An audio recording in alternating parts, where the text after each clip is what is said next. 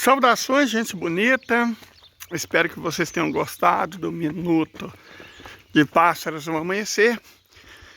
E agora nós vamos fazer nosso terceiro vídeo sobre a China, para encerrar a questão geopolítica, analisando os acontecimentos contemporâneos. Em Ouro Preto, são 6h30 da manhã, mestre Leider aqui falando. Seguinte, nós terminamos na ascensão de Deng Xiaoping. Deng Xiaoping, eu já publiquei 2 vídeos sobre isso. Num discurso histórico mesmo, assim, esse de marcar eras. Na Universidade Nursultan Nazarbayev, em Astana.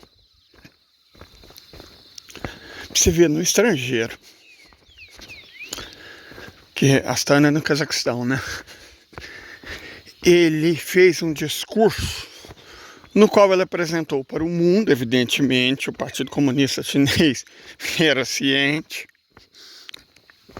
mas no qual ele apresentou para o mundo o pensamento político dele, assim, de maneira explícita, e os objetivos políticos do Partido Comunista Chinês, que basicamente você pode resumir da seguinte forma: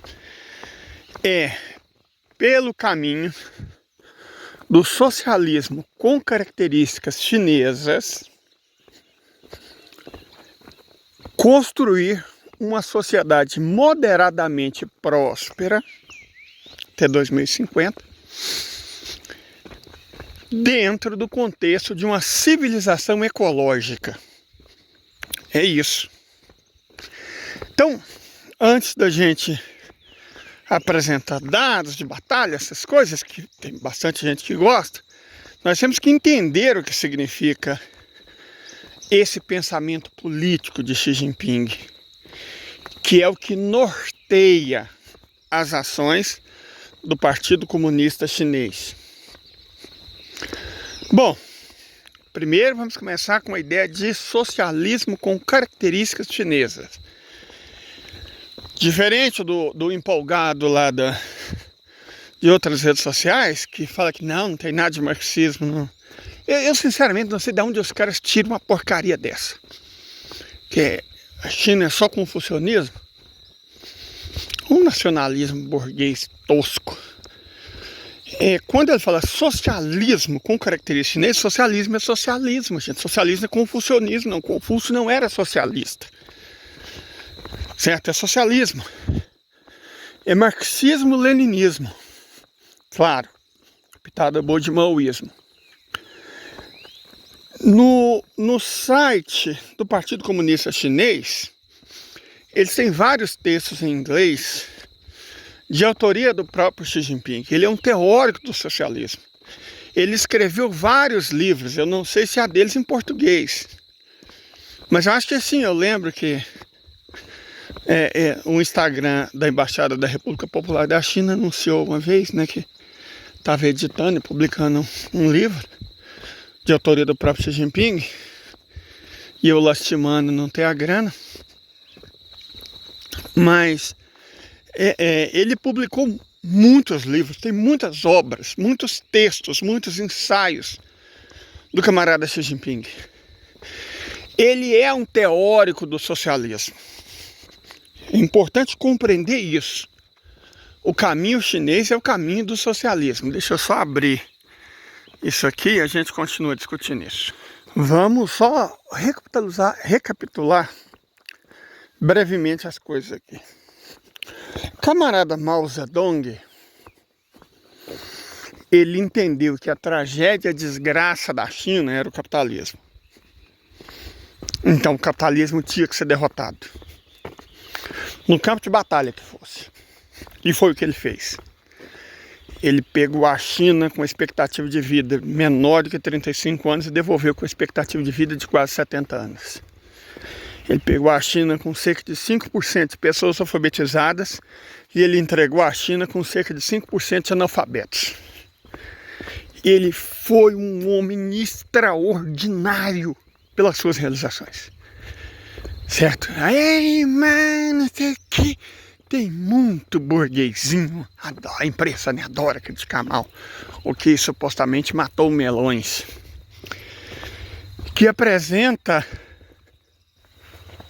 Ué, uma moto, será que já é uma estradeira? Eles costumam... Hoje é quarta-feira, mas né, vamos ver. Não, é local.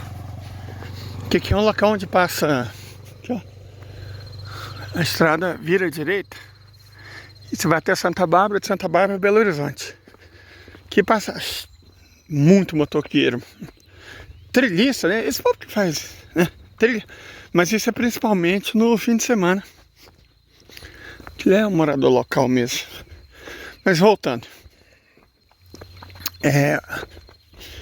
Mao Zedong entende que a desgraça da China era o capitalismo e que você não negocia com a desgraça. Igual você não negocia com o câncer. Ou você mata ele ou ele te mata. Simples assim, não existe alternativa. A pessoa conviveu com o câncer. Não.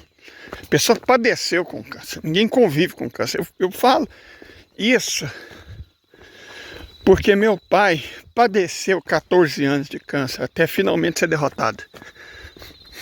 Então você não convive com o câncer. Você o elimina ou ele te elimina. Né? E o capitalismo é um câncer social. O capitalismo, gente, deixa eu deixar isso muito claro para vocês. O capitalismo é um regime de ladrões por ladrões para ladrões. O que é a mais-valia? A essência do capitalismo é roubar o trabalho não pago.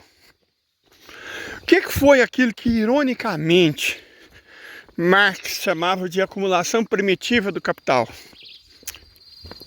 Foi roubo, né? O que os espanhóis fizeram com astecas, tíbetas, maias, incas, foi roubo, foi pilhagem, pirataria, escravidão, genocídio, né? 100 milhões de pessoas no continente americano foram desvividas por espanhóis, ingleses e portugueses principalmente. 100 milhões de vidas africanas foram perdidas para brasileiros. O Brasil participou do tráfico muito mais que Portugal. Para brasileiros, portugueses, holandeses, ingleses, franceses e dentro do contexto colonialismo, né? Belgas, 100 milhões de vidas africanas. 100 milhões de vidas chinesas foram perdidas principalmente para ingleses. 300 milhões de vidas indianas foram perdidas para ingleses. Então isso é o capitalismo. Mao Zedong, ele compreendia o capitalismo. E exatamente por compreender o capitalismo, ele entendeu também que era necessário acabar com ele. Senão no mundo, ele entendeu rapidamente isso, e se livrou o quanto antes dos trotskistas, foi por isso que ele conseguiu fazer uma revolução. Nenhum país que não se livra de trotskistas consegue fazer revolução. Ou você tem trotskismo ou tem revolução. Simples assim. O trotskismo é mais antirrevolucionário que o nacionalismo burguês. Ele se livra dos trotskistas e faz a revolução, salvando a China da sua tragédia, que era o capitalismo. O camarada, grande camarada seguinte, pequeno timoneiro, Deng Xiaoping, digamos que a inspiração dele foi Lenin. Lenin escreveu alguns ensaios cuja leitura faz muita falta aos esquerdistas de sofá do Brasil. Esquerdismo, doença infantil do comunismo, e alguns ensaios no qual ele fala sobre a questão da análise de conjuntura.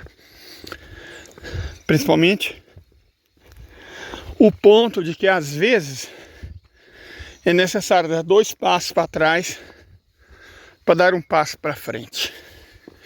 Então foi exatamente o que Deng Xiaoping fez. Ele deu 2 passos para trás para conseguir dar um importantíssimo passo para frente. E é por esses 2 passos para trás que a imprensa burguesa, que os pensadores burgueses normalmente gostam do Deng Xiaoping, porque eles não entenderam nada. Como assim, passo para trás? Quando você presta atenção somente, eu tenho que improvisar um cajado. Quando você presta atenção somente no que a imprensa fala, no que os burgueses falam, você entende que Deng Xiaoping fez avanços econômicos extraordinários. Não é um entendimento errado. De fato ele fez. Peraí, deixa eu só improvisar um cajado aqui. Beleza.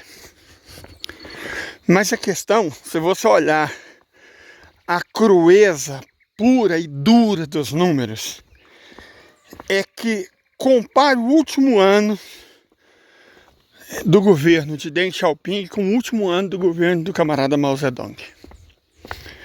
No último ano do governo do camarada Mao Zedong, o analfabetismo era menor do que no último de Deng Xiaoping. No último ano de Mao Zedong, a expectativa de vida era maior do que no último de Deng Xiaoping. No último ano do governo de Mao Zedong, a pobreza era menor do que no último ano do camarada Deng Xiaoping. No último ano do governo do camarada Mao Zedong, a expectativa de vida era maior do que no último ano do camarada Deng Xiaoping. Então fica mais ou menos evidente, claro, que as condições gerais de vida do povo chinês pioraram no governo de Deng Xiaoping. E esses são os 2 passos para trás. Certo? São fatos, você não pode brigar, discutir, dar chilique com o número. São fatos. E acho que é exatamente por isso que o Ocidente cometeu 2 erros. Achar que Deng Xiaoping era revisionista. E 2, acreditar que a China faria o mesmo que a União Soviética, né? Ela adotaria, porque não o Gorbachev era um traidor. Nos últimos anos da vida dele, pouco antes de ele ir para o inferno, ele admitiu que o fim da União Soviética foi proposital, foi uma escolha dele, certo? Gorbachev, essa lástima da humanidade, esse Judas eslavo, ele era de fato um revisionista. Deng Xiaoping nunca foi. Deng Xiaoping tinha uma visão muito clara, muito precisa do que tinha que ser feito. Fortemente leninista. Pera aí, mais um aqui, só um momento. As pessoas estão descendo, provavelmente não para São Bartolomeu, né? Desse é trabalhador das mineradoras lá em Itabirito. A distância entre aqui e Itabirito é pequena. Mas voltando ao assunto.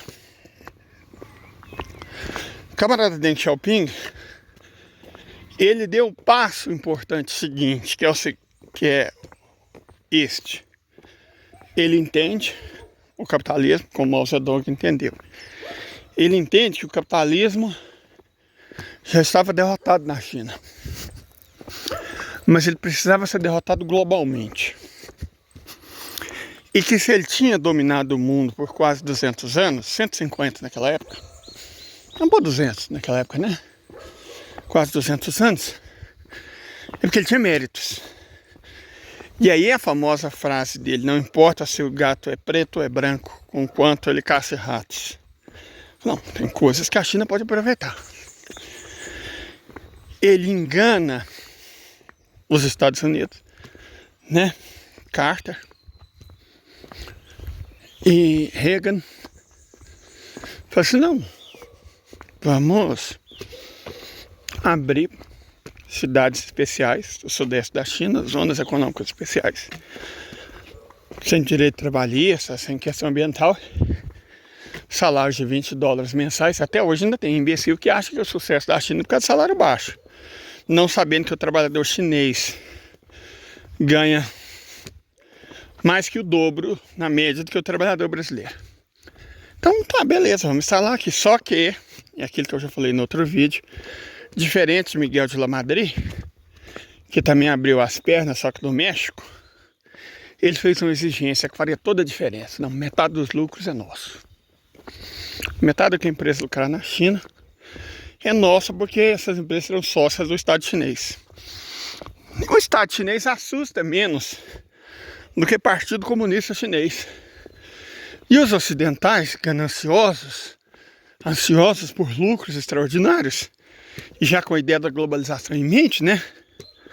Transferir as estruturas produtivas e derrotar a classe operária, simplesmente extinguindo a classe operária. Como por anos, até o governo Clinton, fábricas inteiras eram desmontadas, transportadas para a China. Foi assim que os Estados Unidos derrotaram a classe operária americana, extinguindo-a. Eles estão pagando um preço altíssimo por isso agora. Mas foi de fato o que eles fizeram. Certo? Então Deng Xiaoping aproveita isso, a ganância, o fato de que eles não eram muito inteligentes, que a ganância de fato cega, e conseguiu convencer o Ocidente a industrializar a China. Isso foi extraordinário, porque a China praticamente não gastou capital próprio, que inclusive ela nem tinha. Ela usou capitais ocidentais para se industrializar e se desenvolver. Certo? Foi o que ela fez. Então, assim, ele consegue. E no fim, ele ainda conseguiu, pouco antes, né, do término dele, ele ainda conseguiu outra coisa extraordinária: engambelar a besta do Clinton, né, dar passo importante nesse sentido, para engambelar a besta do Clinton e fazer a China ingressar na OMC, o que garantiria a posição futura de maior potência comercial do planeta. O Ocidente achou que isso lindo porque as indústrias são nossas, então a globalização, que sempre foi uma ideia economicamente estúpida, a pandemia demonstrou isso de maneira cabal, poderá acontecer. Nossas empresas produzem na China, faturam o lucro, destrói a classe operária dos nossos países, e aí está tudo dominado. O Ocidente, os capitalistas, realmente acreditaram nisso, como o camarada Deng havia previsto. Então, camarada Deng se vai, houve um interregno em que a poeira assentou, né? Li Peng e Jiang Zemin, e finalmente aí emerge o que nos interessa: o camarada Xi Jinping. Como nós dissemos, ele apresenta a visão dele ao mundo, claro que já tinha sido apresentado ao partido e ao povo chinês, em Kazan, com Kazan na cabeça, em Astana, na Universidade Nursultan Nazarbayev, né? Só me engano, em 2006. Então lá ele apresenta para o mundo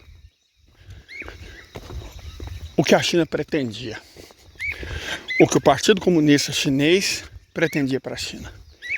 E a partir daí, tudo muda. Como?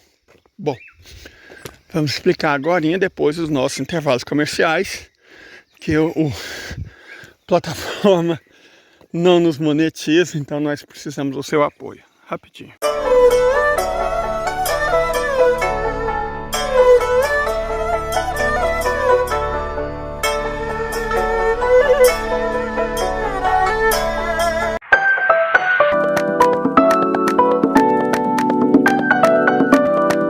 Xi Jinping tem uma história de vida extraordinária. No caso de personagens extraordinários, a biografia importa. O contexto, mas também a biografia. Tudo isso importa. Xi Jinping era um príncipe, que, como eles chamam na República Popular da China, as pessoas cujos ancestrais foram autodirigentes do partido na época da Longa Marcha, dos primórdios. O pai de Xi Jinping foi um companheiro importante de Mao Zedong, mas por questões outras caiu em desgraça. E foi reabilitado parcialmente na época do governo de Deng.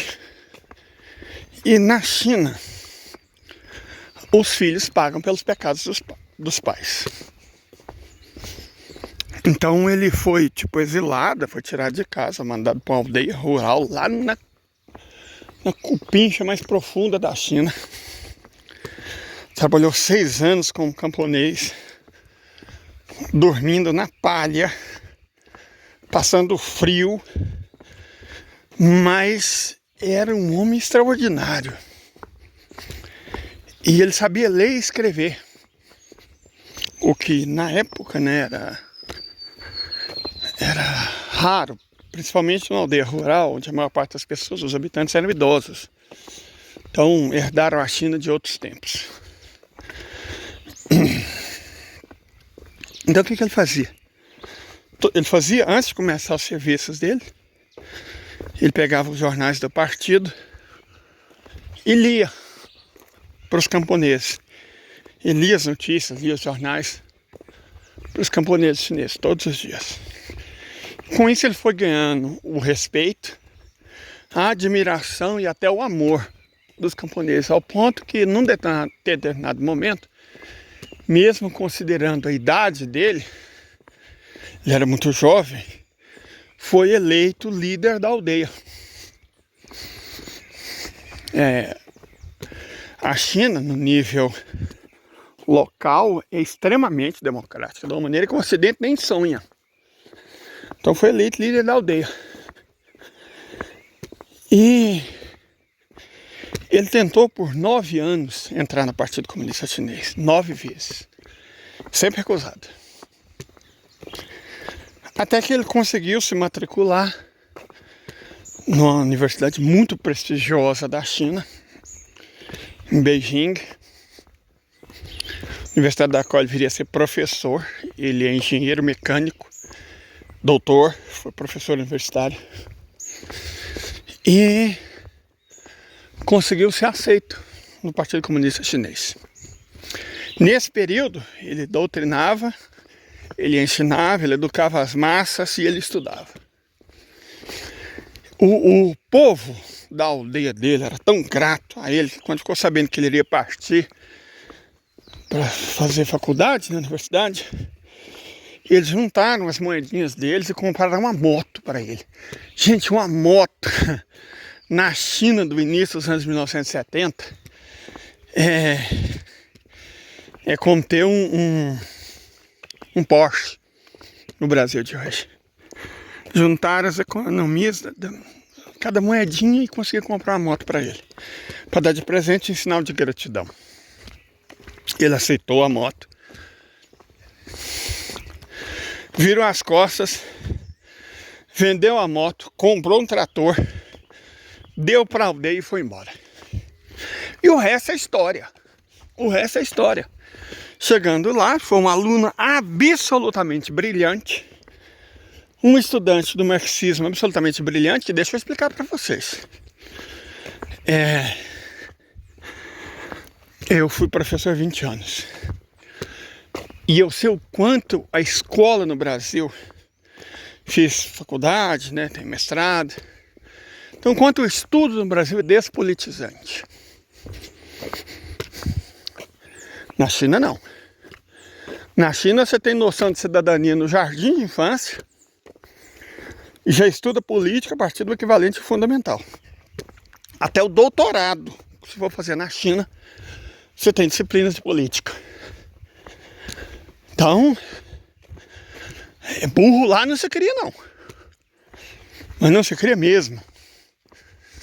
Sabe, alienado politicamente não se cria na China, não.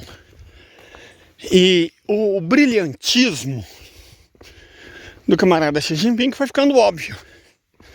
Então, o partido indicou ele para um primeiro cargo. É assim que funciona na China, indicou ele para um primeiro cargo. Para testar. Que ele exerceu com o brilhantismo que ele sempre havia demonstrado. Indica ele para um segundo cargo.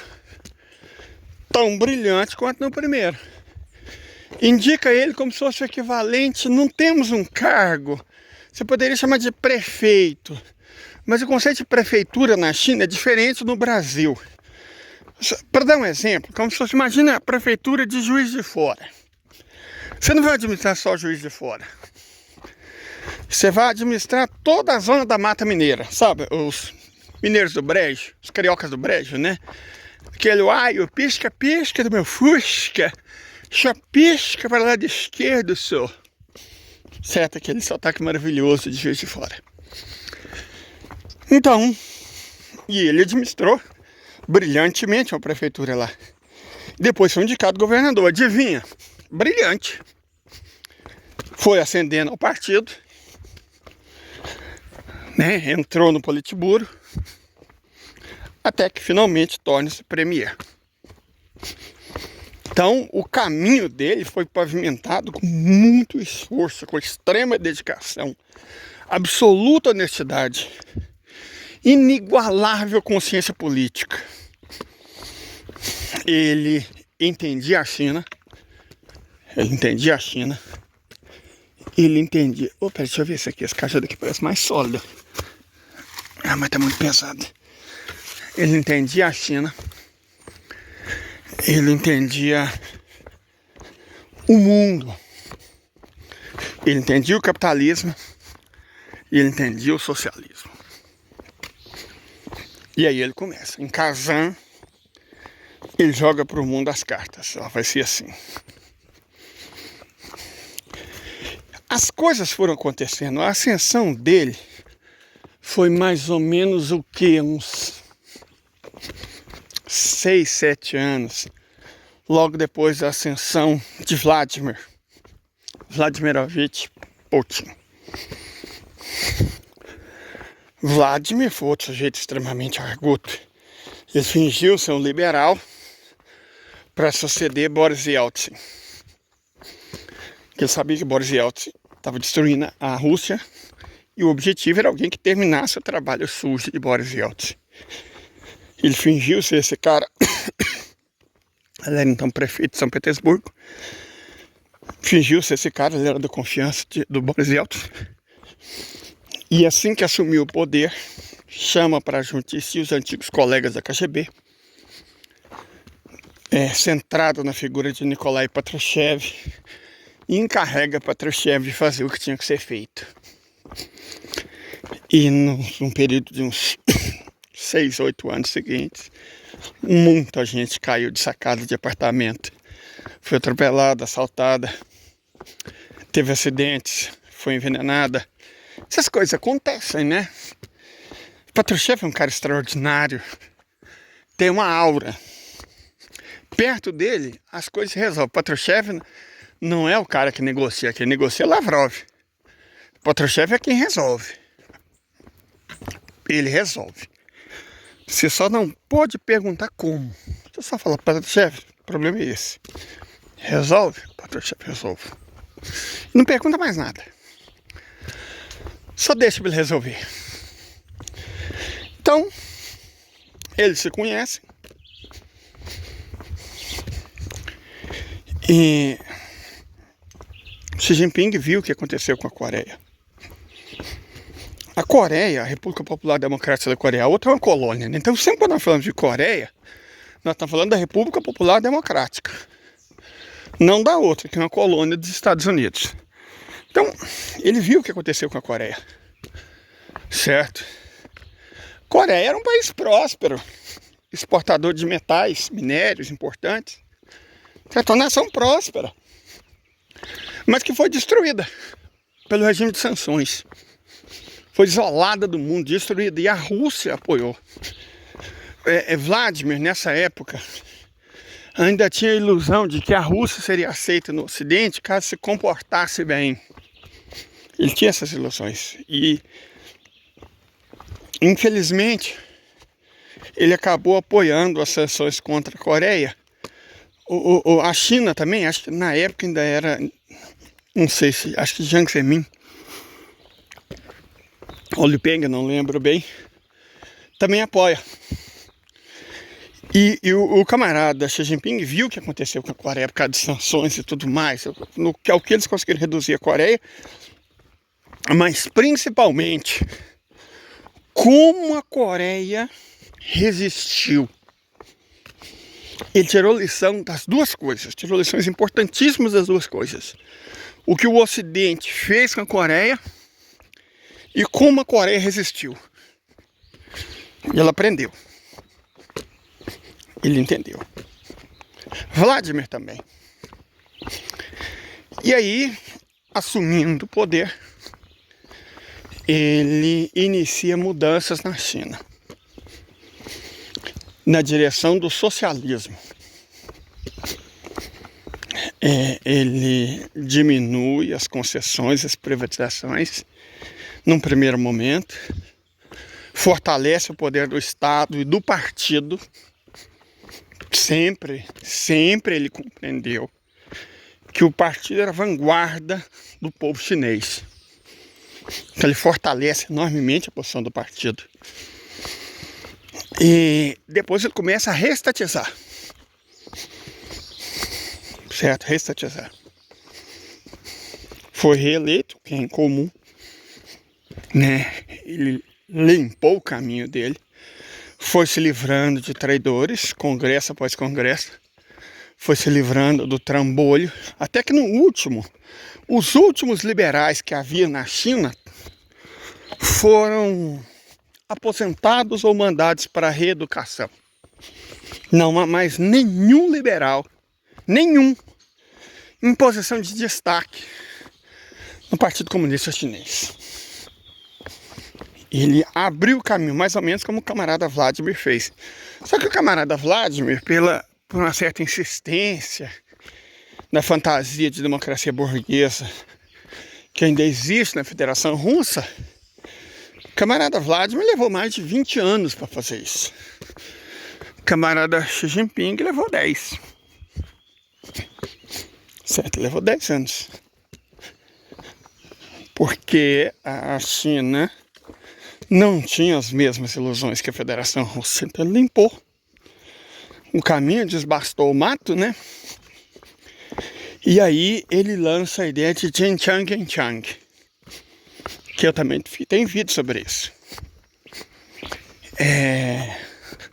Montanhas azuis com castelos dourados, que é uma visão profundamente ecológica do desenvolvimento. Ele entende que todo mundo quer os castelos dourados, mas que também eram necessárias as águas e montanhas azuis. Então você tem que conseguir o progresso e o desenvolvimento sem comprometer o meio ambiente. E não como os verdistas zongueiros, né? Os alemães, não, os holandeses, não. Ele entende que você não pode ignorar as pessoas da equação ecológica e ambiental. E entende que você também não pode ignorar as empresas, no sentido de que é necessário educá-las e é necessário puni-las. Na China, a legislação imposta pelo camarada Xi Jinping pune pela vida. Como assim pune pela vida? Vamos dizer que eu fui indicado pelo partido para ser prefeito, naquele contexto que eu falei para vocês, de uma região aí qualquer. E aí eu permiti a construção de uma hidrelétrica. Eu permiti a construção de uma hidrelétrica. Não fiscalizei muito, não, só deixei construir. Meu mandato termina, fui indicado para outro cargo, sei lá, aposentei. 20 anos depois, a hidrelétrica arrebenta, faz igual acontece em Brumadinho. Vai acontecer em Brumadinho. Sabe o que vai acontecer? Eu vou pagar por isso. Muito provavelmente com a vida. Porque não interessa quantos anos se passaram desde que você tomou a decisão. Se a sua decisão foi responsável pela tragédia, você pagará por ela e todo mundo que te ajudou nela. Ou que não fez nada para te deter. Por isso que o sistema político chinês funciona. Você sempre tem 2 cargos. Vamos pôr. Digamos que você tem um de governador, né? Ou de prefeito, no sentido que eu falei. Ou de administrador municipal, que é o nosso prefeito aqui. Você tem um cargo de governador. Você não governa de maneira absoluta. Você tem um congresso de membros do partido que está de olho e mais ainda. Além de indicar você como governador, o partido indica um comissário, que é quem vai te fiscalizar. Se você fizer uma merda muito grande, o comissário responde solidariamente, porque é a obrigação dele te denunciar. Se você falar, esse cara tá roubando, esse cara tá sendo incompetente, essa ideia é estúpida. Então, responde você e responde o comissário do partido. E isso vale até para o nível da aldeia. Lembra que eu falei que na China, no nível local, a autogestão é a norma? Então e a democracia é ampla, plena e irrestrita, muito mais que aqui, ou que a Europa, ou que os Estados Unidos. Então o cara é eleito prefeito, é administrador de uma aldeia, né? Ele é eleito chefe de aldeia, que chama. Ele é eleito chefe de aldeia pelo povo, pelos eleitores do partido. Na aldeia é eleito. Mas ao mesmo tempo, o Politburo da prefeitura, expliquei para vocês o contexto que significa prefeitura, vai indicar um comissário do partido, que é quem vai estar de olho em você, quem vai te autorizar ou não as medidas que você toma. Então sempre tem um poder executivo e um poder moderador em qualquer instância administrativa da China. Xi Jinping, aprofundando o socialismo chinês, introduziu outra coisa extraordinária. Todas e quaisquer fábricas com mais de 500 funcionários na China tem um comitê do Partido Comunista Chinês, todas.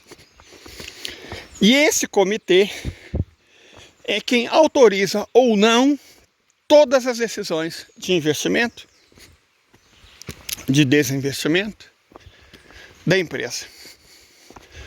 Então, na prática, quem controla todas as grandes empresas da China, todas, sem nenhuma exceção, mesmo que seja de propriedade ou semi-propriedade, estrangeiro não pode ter mais de 50%.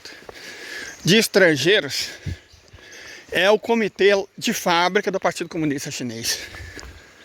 São trabalhadores. Esse comitê não é feito por gente de fora, não. São os trabalhadores da fábrica que pertencem ao Partido Comunista Chinês, que fazem um comitê de cogestão.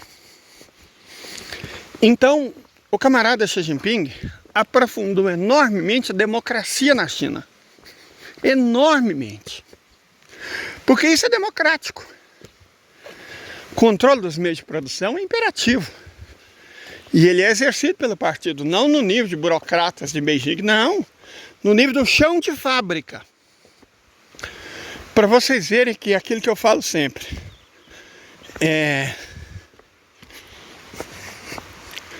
controle é diferente de propriedade.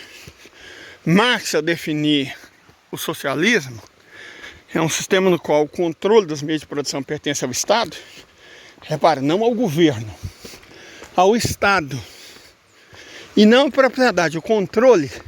É impressionante como Marx foi claro, mas as pessoas teimam. Gente, tem um professor, ele ainda é vivo, acho que eu vou dar aula na PUC de Campinas, mas originalmente da Unicamp, Robert Henry Strauss, que escreveu um livro extraordinário que eu não entendo como passou desapercebido. Na verdade eu entendo, né?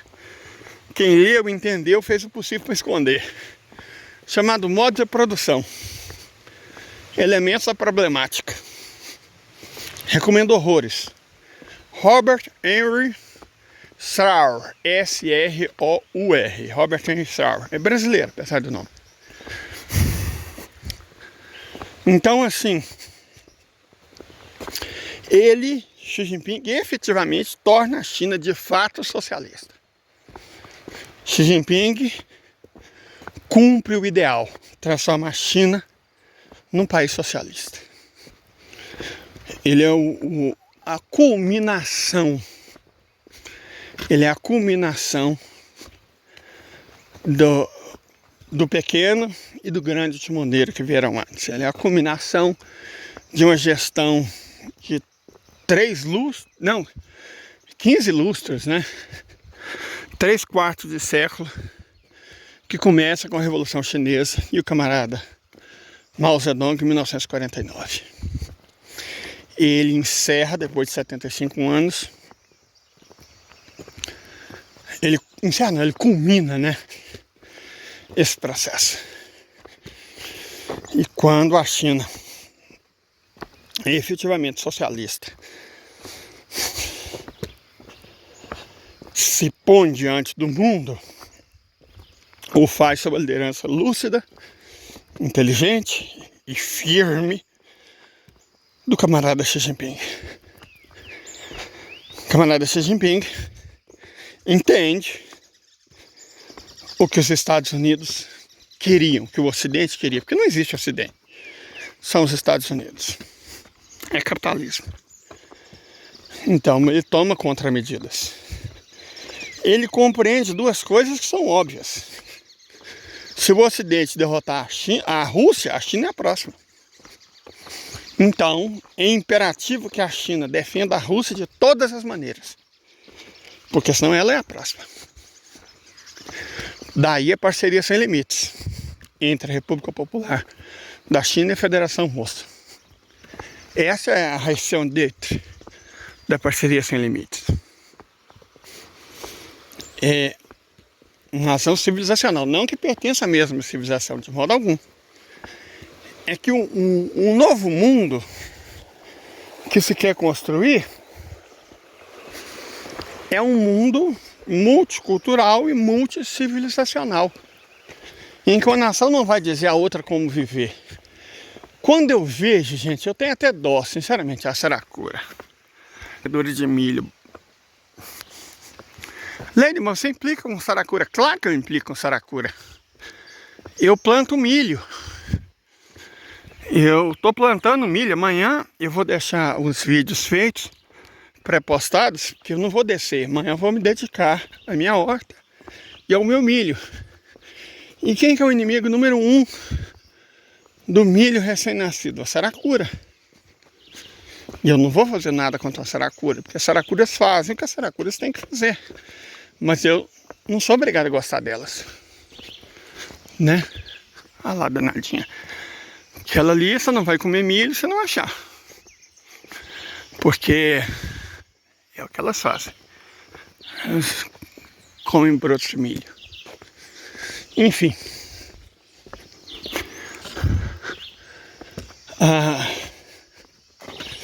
A China compreende também. E é uma coisa que eu venho dizendo há muito tempo. Na verdade, eu vou até fazer um vídeo e deixar para amanhã. Porque o Oriente Médio não é um problema russo. O Oriente Médio é um problema chinês. Certo? Mas isso só amanhã. Eu não vou descer amanhã, então não vou ter acesso à internet. E eu preciso deixar alguma coisa, né? Para amanhã. Então, o próximo vídeo que eu vou fazer é esse. Porque o Oriente Médio não é um problema russo, mas sim um problema chinês. De toda forma, eu espero ter deixado ao longo desses 3 vídeos, ter deixado claro a ascensão da China como superpotência. E como isso está profundamente vinculado à adoção pelos chineses do socialismo e à liderança firme, inteligente e decidida do Partido Comunista Chinês. É sobre isso. E espero que esteja tudo bem. Até mais, gente.